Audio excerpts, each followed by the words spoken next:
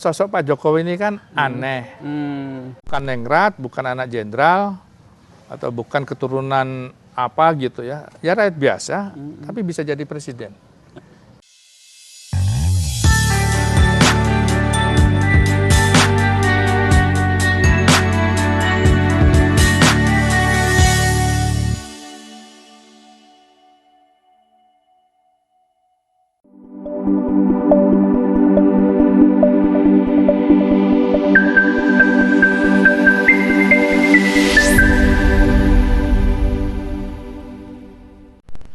Assalamualaikum sahabat Visi.News, kembali kita berjumpa dalam program baru kita ngador, ngawangkong door to door. Alhamdulillah pada siang ini kita akan berbincang dengan salah satu tim daripada Pak Ganjar Pranowo. Beliau sebagai ketua Bara JP ya di Jawa Barat ini, di mana beliau ini sangat concern sekali mendukung Pak Ganjar Pranowo untuk kemenangan di Jawa Barat. Baiklah, kita langsung saja berbincang dengan Pak Mas Dwi ya, lebih akrab dipanggil Mas Dwi Subawanto. Beliau ini jadi aktivis sudah sangat lama sekali. Dari zaman mahasiswa sampai sekarang tidak pernah berhenti jadi aktivis. Baik Mas Dwi, selamat siang Mas Dwi. Selamat siang, Assalamualaikum warahmatullahi wabarakatuh. Waalaikumsalam warahmatullahi wabarakatuh. Kita santai saja Mas Dwi ya, sesuai dengan suasana yang ada di sini. Mangga. Mas Dwi, mungkin Mas Dwi bisa mengenalkan dulu Mas Dwi ini siapa, kemudian aktivitas di Bara JP-nya itu seperti apa Mas? Saya sekarang ini 3 bulan ke depan, karena kemarin gagal mengadakan sebuah komperda Bara JP, itu saya diangkat sebagai pejabat sementara, ketua Bara JP Jawa Barat, gitu. Tadinya Bara JP itu didirikan tahun 2013. Mungkin kalau ngomongin relawan Jokowi, kami paling tua. Gitu loh. Artinya tanggal 2013 kami sudah lahir, sementara Jokowi baru diputuskan oleh KPU sebagai calon presiden 2014. Gitu. Jadi kami lahir 1 tahun sebelum KPU menetapkan calon presiden. Itu latar belakang kami. Nah, kebetulan saya ketua atau koordinator Bara JP Jawa Barat. Nah, melihat pemilu ke depan, ini kan ada 3 bahkan. Jadi presiden, DPD, sama legislatif. Itu bakal serentak. Yang sudah nggak ada masalah itu partai untuk bagaimana mendaftarkan anggotanya untuk menjadi anggota parlemen. Dari kabupaten kota, provinsi, sampai DPR RI. Tinggal nunggu sistem apa yang mau dipakai. Terbuka atau tertutup, itu bukan urusan saya, itu urusan negara. Artinya pemerintah dalam hal ini apakah MK, apakah legislasinya di DPR RI. Nah, kalau presiden ini karena terus terang aja presiden itu, kalau saya secara pribadi ataupun para aktivis itu berdiskusi, ya supaya presidensil menjadi kuat itu harus dipilih langsung oleh rakyat. Artinya pemilihannya harus terbuka, gitu loh. Kalau parlemen itu gimana? Partai politik, karena para anggota DPR ini diisi oleh anggota-anggota partai, gitu, yang ikut pemilu yang bersamaan. Gitu. Yang ketiga, Dewan Perwakilan Daerah, ini juga ranah berbicara soal kewilayahan. Yang mewakili kewilayahan ini ada setiap provinsi, kalau tidak salah berdasarkan aturan yang ada atau perundang-undangan itu ada 5 setiap provinsi. Nah, ini fokus saja kita ngomongin presiden. Dari media milik publik lah, milik masyarakat, mau pemerintah ataupun yang swasta, itu mungkin tinggal 3 besar, yaitu Ganjar Pranowo, yang sudah dideklar oleh partai pengusungnya PDI Perjuangan. Kedua, Prabowo Subianto. partainya sudah mengatakan tapi deklarasi resminya belum. Sama juga halnya Anies Baswedan. Anies Baswedan ini baru satu secara resmi mempublis, mendeklar bahwa Nasdem mengusung Anies Baswedan dengan mengajak dua partai politik yaitu PKS dan Demokrat. Nah, kita lihat aja perjalanannya. Apakah ini akan berakhir dengan mulus atau ada dinamika yang sangat ini ya? Saya nggak tahu apa yang terjadi karena Nasdem itu kan bagian dari rezim Pak Jokowi yang sekarang sedang berkuasa. Nah, dengan dia mencoba di tengah jalan sebagai orang yang atau partai yang berlawanan, ini apakah akan sampai finish juga, artinya sampai Oktober 2024, atau di tengah jalan ini Pak Presiden memutuskan agar Nasdem di luar. Ini kita nggak tahu, kita lihat aja ke depan. Betul. Nah, kalau itu terjadi, dinamikanya seru banget untuk siap partai-partai yang mengusung Pak Anies Baswedan. Itu. Jadi saya pikir itu yang tiga besar. Betul. Baik itu lembaga survei maupun publik sudah tahu. Tiga nama itu ya Mas ya? Tiga nama itu. Yang paling leading ya di antara kandidat-kandidat yang lainnya Mas ya. Apakah itu memenuhi persyaratan nanti berdasarkan perundang-undangan dan peraturan KPU, ya kita lihat. Betul.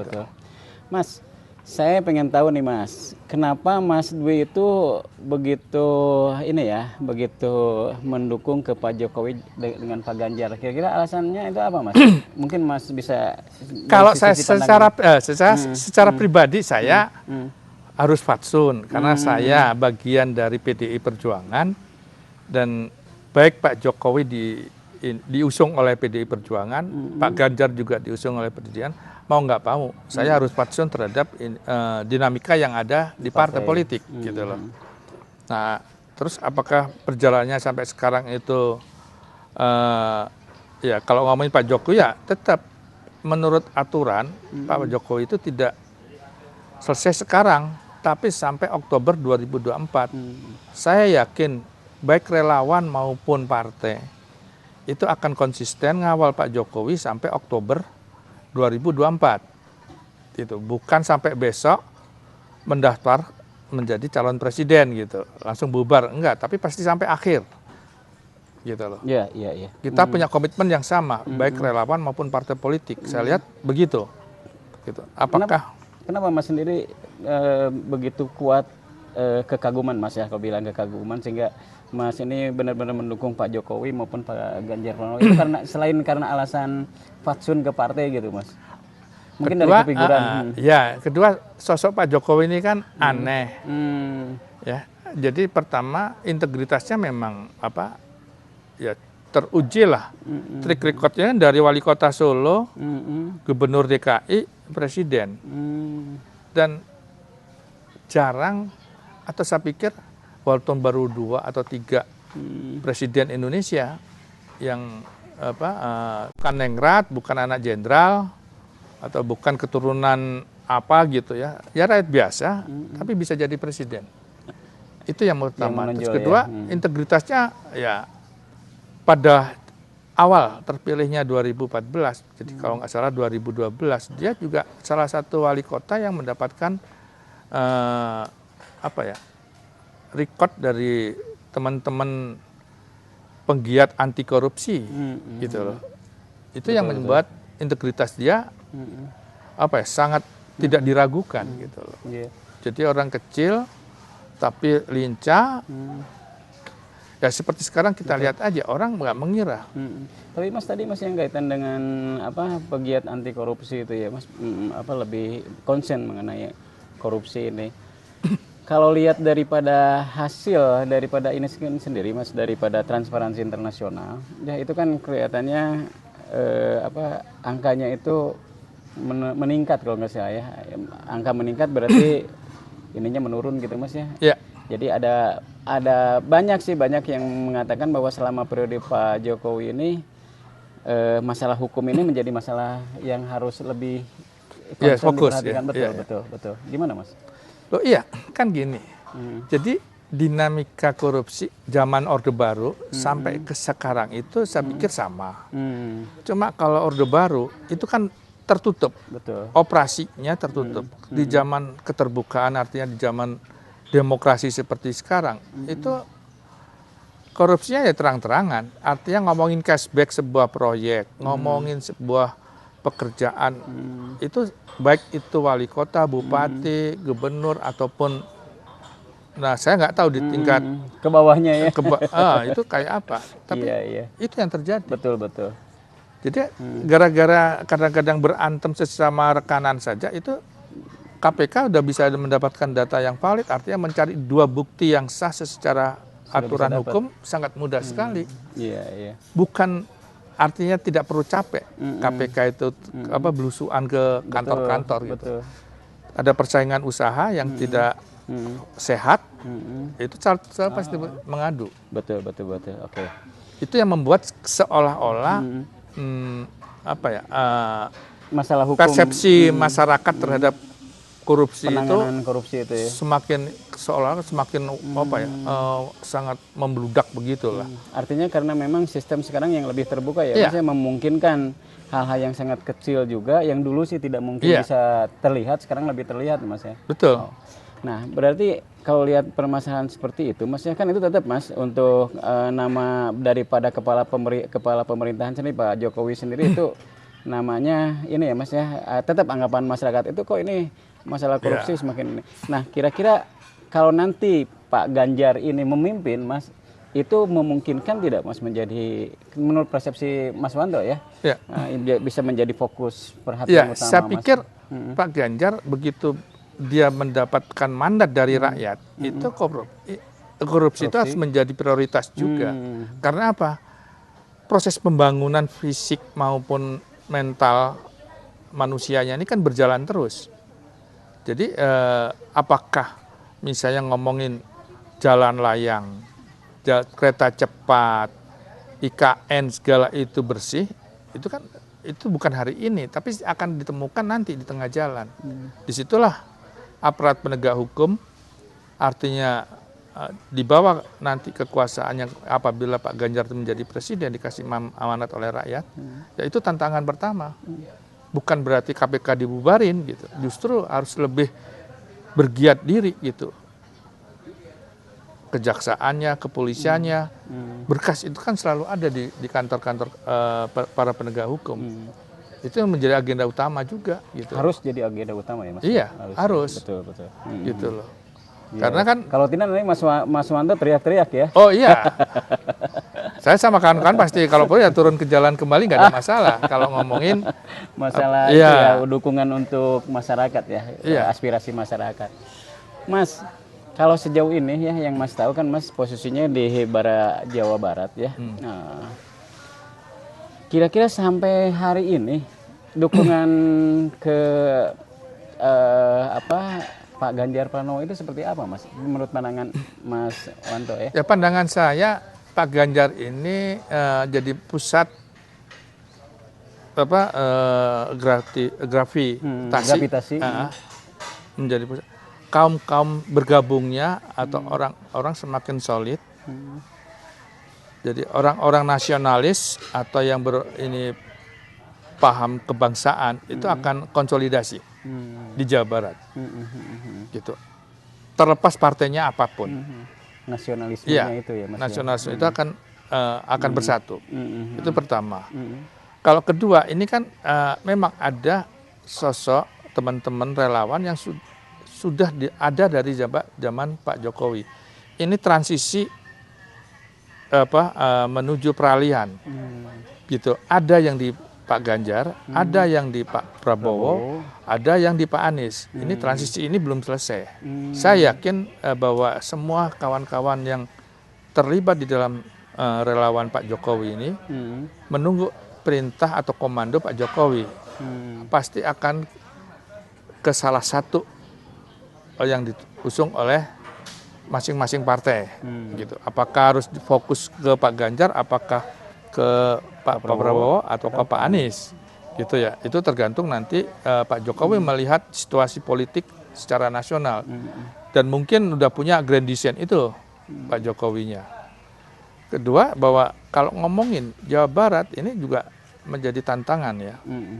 Jadi dengan tadi kaum nasionalis ini bersatu untuk bagaimana mendorong atau Pak Ganjar untuk menjadi presiden, saya yakin bahwa termasuk partai politik itu akan sama halnya orang-orang yang tadinya apa ya apa sih namanya hareream. Jadi antara mau dan tidak. Harorea malas-malasan. Malasan untuk peduli terhadap masalah-masalah politik. Nah, dengan hadirnya Pak Ganjar itu salah satu pemicu buat kawan-kawan gitu.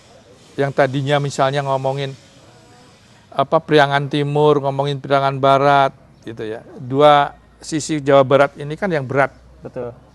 Berbicara masalah nasionalisme dan kebangsaan ya. Jadi saya pikir akan kawan-kawan di Jawa Barat bagian barat maupun Jawa Barat bagian timur ini akan bangun untuk saling bahu-membahu, bergotong royong memenangkan Pak Ganjar. Betul. Gitu. Itu yang kami amatin dari berbagai diskusi ataupun melakukan pemetaan gitu. Seperti halnya memang berat Jawa Barat. Periode kedua Pak Jokowi kita hanya mendapatkan kurang lebih 40%. Nah, ini bagaimana sekali pemilu, sekali putaran rakyat Indonesia sudah punya presiden. Jadi lebih itu ya, lebih efisien ya. Iya, kita bisa menghemat APBN. Iya, jadi efisien ke anggaran, efisien ke tenaga juga ya Mas ya. Betul. Karena waktu itu kan banyak yang sampai yang meninggal. Ya. Betul. Iya. Nah, sekarang kita ingin tahu juga Mas mengenai ini ya, calon bakal wakil presiden Mas. Nah, dengar sudah banyak juga nih. Mungkin Mas bisa sampaikan juga Mas.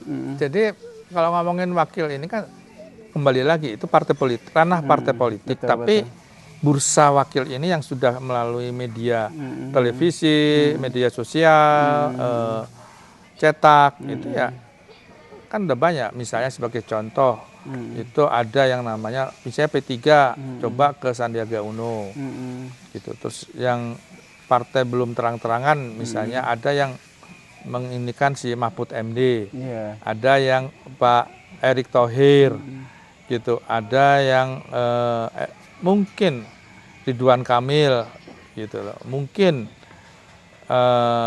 dari partai-partai yang nengah. Partai tengah itu artinya ya yang kursinya antara 5 sampai 10%. Itu kan mereka sudah menyatakan gitu. Betul. Tapi semuanya tergantung dari lobby-lobby partai, bagaimana kerjasama sesama partai untuk semuanya adalah untuk merah putih kan gitu. Betul. Itu yang kita cari gitu loh. Apakah betul yang misalnya cukup dengan misalnya PDI, P3 dan partai-partai yang sudah sampai sekarang ini bergabung untuk menyatakan diri siap untuk mendaftarkan ke KPU karena waktunya kan masih panjang. Betul. Jadi ada sekian bulan lagi. Jadi saya pikir ini yang perlu jadi ya partai politik karena secara konstitusi yang berhak mendaftarkan ini kan partai politik. Gitu. Relawan itu hanya kerja bagaimana mendorong agar elektabilitas bisa si calon itu bisa menang, Mas, ya. Nah, sebagai contoh kan gini. Kalau ngomongin Jokowi, ngomongin di Jawa Barat, partainya kan hanya dapat 20%. Betul. Gitu loh. Nah, yang 20% lagi ini bisa kerjaan relawan, bisa juga kerjaan partai-partai pengusung. Nah, ini kan harusnya teman-teman di lembaga survei ini mencermatin itu ataupun kalau perlu meneliti. Betul. Apa hasil kerjaan parpol atau dari relawan ya Mas? Iya, ini sampai sekarang ini belum ada ya sampai ke sana. Bagus gitu. Ya. Misalnya waktu kemarin misalnya PDI misalnya 20%. Terus yang 20% ini siapa? Relawannya mungkin 10%. Golkar 3%, PKB 1%. Gitu. Itu yang kita rakyat itu pengen tahu. Iya, iya. Gitu. Sehingga apa? Begitu partai ngomongin efek ekor jas terhadap presidennya, itu beralasan. Betul, betul. Ini yang sampai hari ini saya yakin lobby-lobby ini kan semuanya ingin cari efek ekor efek ekor jasnya presiden. Betul, betul. Gitu. Makanya PDI dengan mengusung Pak Ganjar ini kan salah satu poin yang diinginkan adalah efek ekor jasnya, sehingga bisa mendongkrak. Betul. Tapi mungkin Mas, kalau nanti itu sampai terukur oleh lembaga survei, mungkin nanti persaingan untuk menjadi menterinya jadi harus ada wakil dari relawan juga, Mas. Bisa jadi, nggak ada masalah. Kan ya kita cari relawan, mungkin bisa cari tenaga yang profesional gitu untuk menteri-menteri tertentu. Bisa aja. Bisa aja ya. Betul, betul. Iya. Makanya tadi bahwa ngurus negara ini kan bukan hanya milih partai aja gitu, tapi semua komponen yang punya kontribusi ayo duduk bareng kan gitu. Sehingga negara bisa diurus dengan baik kan gitu.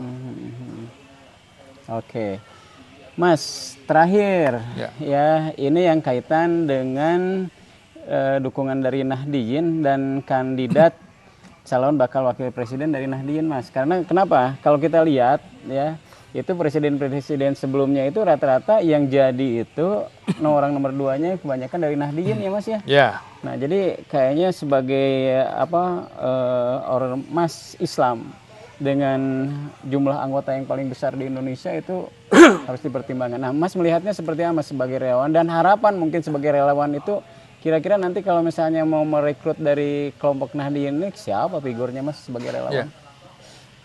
Jadi Nahdliyin ini kan sudah diuji coba oleh Ibu Mega pada saat Mega Hasim. Betul, betul. Artinya pemilu di 2004. Gitu. Walaupun toh kalah dengan Pak SBY, gitu loh. Gitu. Nah, saya nggak tahu kejadian di 2004 itu. Betul, betul. Pecahnya partai kayak apa, gitu. Euforianya demokrasi juga belum selesai, gitu ya. Sehingga seolah-olah kan kaum Nahdliyin ini rontok gitu. Padahal enggak. Dengan pengalaman itu soliditas kaum Nahdliyin ini semakin semakin kuat. Belajar dari sana ya, Mas. Iya, dari Mega Hasim gitu. Betul, betul. Gitu. Terus itu terbukti di 2019 dengan Pak Jokowi sama Pak Maruf Amin. Ini kan berbasis Nahdliyin juga, gitu loh. Terlepas semuanya itu karena ketokohan Pak Maruf Amin ini kan di MUI ya. Betul, betul. Ya, kalau guyon-guyonnya sekarang kawan-kawan itu jadi dicari wakil presiden yang dari MUI. Gitu. Oke, siap. Aduh, ini obrolan yang sangat menarik sekali, Mas. Ini Mas Dwi Subawanto.